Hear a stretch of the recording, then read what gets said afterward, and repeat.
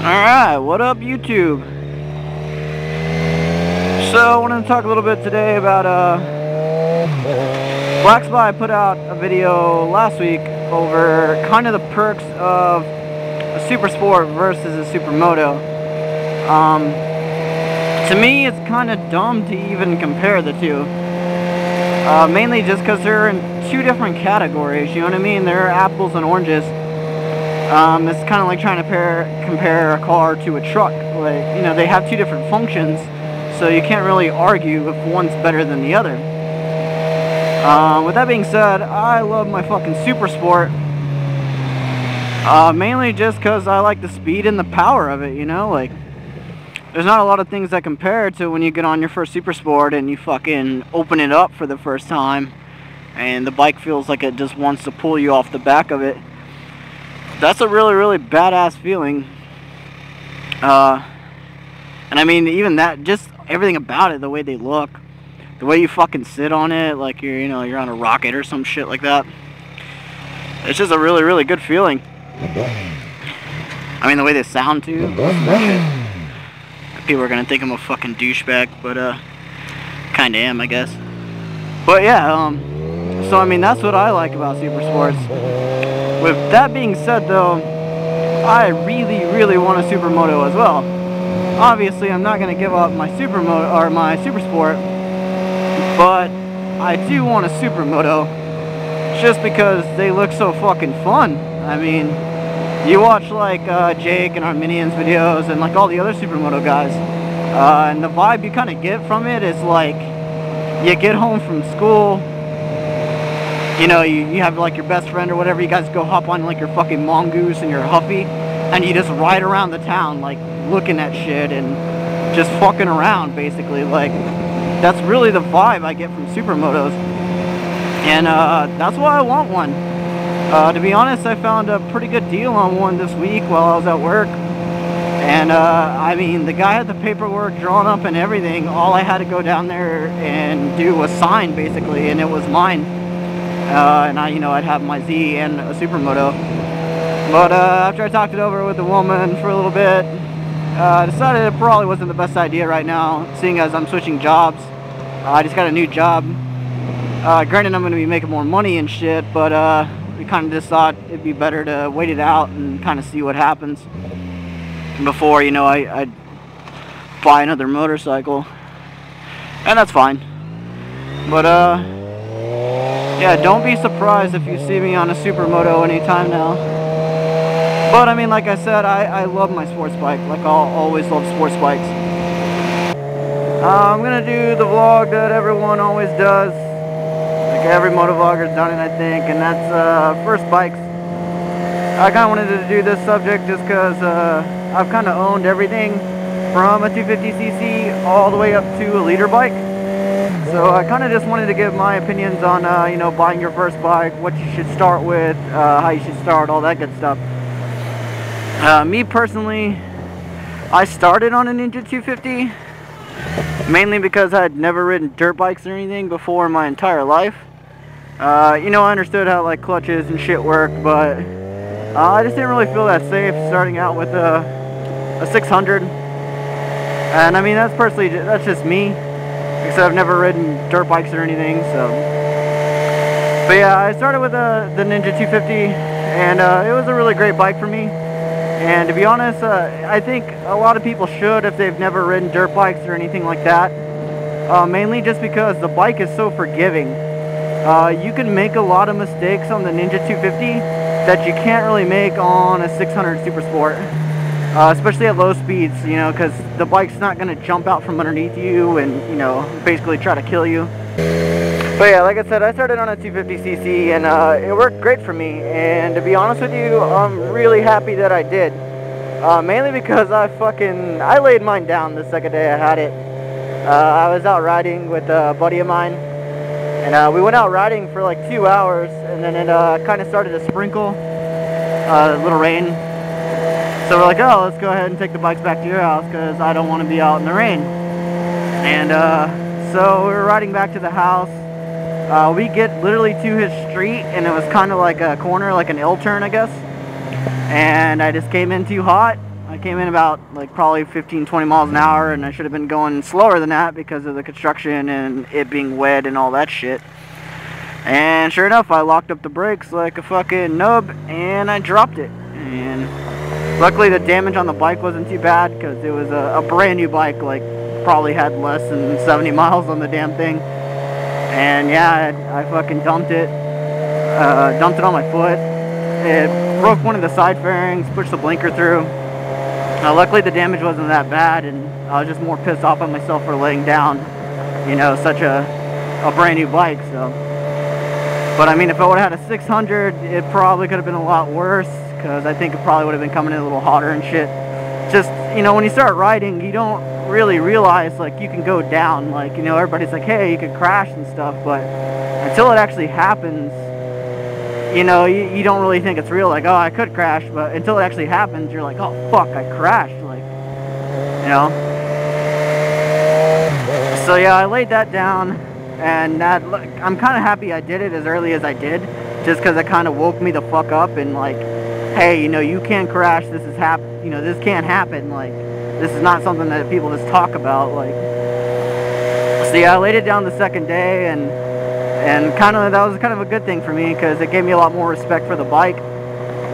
I think maybe if I started on a bigger bike, it could have been a whole lot worse than it actually was. But then again, that's just me, you know, like a couple of my buddies, the one I was riding with that day, he actually started on a Gixxer 750, and the other one I ride with, Daniel, Fireman Dan Forever, he started on like a Triumph 1000, like a Triumph Sprint, I believe it's called. And, you know, he had no problems with it other than, like, dumping it at slow speeds because the bike was a fucking whale. But,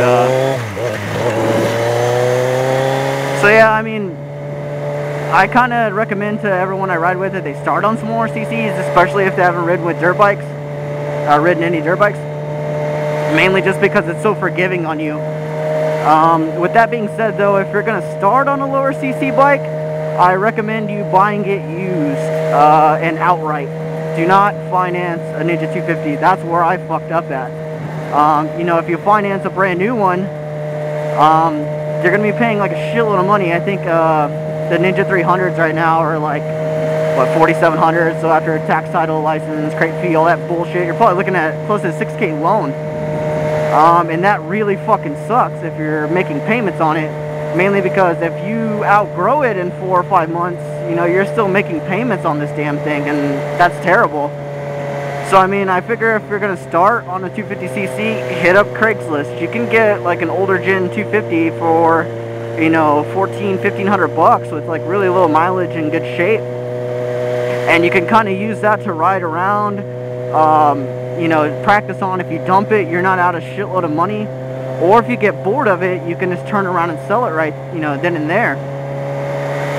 And with that being said, too, if you like the power of the 250 and you're comfortable in that, and you want to upgrade to like a nicer 250, like a new gen or a CBR 250 or the Ninja 3 now, then yeah, you know, you can too. Like, you know, you're not really risking anything. Rather, if you take on a 6K loan or 5K loan for a 250, you know, you're kind of fucking yourself for years to come when it comes to riding.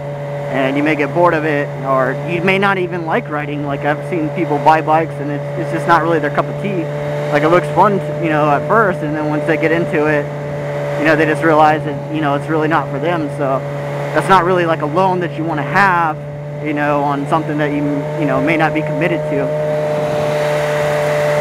So yeah, I mean, that's kind of my opinion on, you know, your first bike. I started on the Ninja 250. I mean, if you've ridden dirt bikes and stuff before, but you're still kind of timid of, you know, hopping onto a super sport first thing, you could always check out some of the other kind of standard bikes, like the Ninja 650R is a fantastic bike. You can pick those up for dirt cheap too with low mileage. I personally like the SV650. That bike is really sick, really fun, and I don't think you're going to outgrow it anytime soon. Or, I mean, to a lesser content, like a fucking Katana or a GS 500 or some shit like that, but I think those look disgusting. So yeah, that's kind of my opinion on how you should start out. Like I said though, my buddies, they started out on a higher CC bike and they did just fine. I guess it kind of depends on the person. Just try not to let your ego get in the way, really. I got another story about my buddy Will. I tried to get him to buy a 250 because one of our other friends was selling a 2010 Ninja 250, and he was just not having that shit. He thought for some reason it was as fast as a moped, and he was going to be a joke and get laughed at and all this other shit. So he went out and bought a ZRX 1200. If you're familiar with that bike, that's a really fucking fast bike. Like, it kind of looks like an old, like standard kind of cruiser bike, but that bike hauls ass, and it has a shitload of torque. So yeah, that's what he started on. I tried to talk him out of it, but he just wouldn't let me. So eventually he went and bought it. I rode it home for him. I took him out to an abandoned parking lot for about 2 hours. Just teaching him the basics, everything I knew, slow speed cornering, clutch control, the normal shit that you learn in the motorcycle safety course. And he did fine for like 2 hours. So we rode it back to the apartment. He's like, hey, I think I'm ready, dude. Let's try to get out there on the road. So, I mean, he did good in the training, so I was like, yeah, that's fine. Let's go ahead and do that. And so we pull the bikes out. We're all geared up. Everybody's geared up, and we're going to leave the apartment complex. And we go to make a right turn at a stop sign inside the apartment complex. And he makes basically just the slowest dart for the curb I've ever seen. Like, it was a right corner, and he basically just did, just walked the bike into the curb and fell over. It's really, really fucking funny, but, we were sad because he dumped it already. So we're like, okay, maybe you just need more practice. So I take him back out there to the parking lot, teach him some more, just make him walk through the basic steps. So we do that for about an hour, another hour or two. We go back. He's like, hey, I'm ready, dude. Let's go put some gas in it. Follow me up to the gas station. So I'm like, alright, that's cool, man. We pull the bikes out. We go to the same fucking curve, or the same corner. And lo and behold, what does he do? He goes to make the turn, and instead of this time, like, kind of coasting through it, he fucking punched it, like, midway through the turn. And just hit the curb doing like 20, and it was fucking scary as hell. It was like one of those like Home Alone moments, where you're like, oh my fucking god, like, hand on the cheeks and shit. Luckily he was okay. The bike was pretty fucking rashed up though, and at that point we kind of just took the keys from him and banned him. So yeah, we sold it, and now he bought that DR350 that was in Black Spy's other video. And he's gonna start learning on that. So, I mean, basically that's what it boils down to. It's like when you're first starting out, don't let your ego get in the way of what kind of bike you buy. And don't let anybody fucking give you shit for starting on a 250 either. Like, I hate that when people, they're like, oh, you ride a fucking 250, couldn't that thing get on the highway? Tell them to eat a dick, because, it's better to be safe and upgrade later down the road, rather than start on something you're not prepared for and end up hurting yourself really bad, and you're out of a lot of fucking money, which sucks ass too.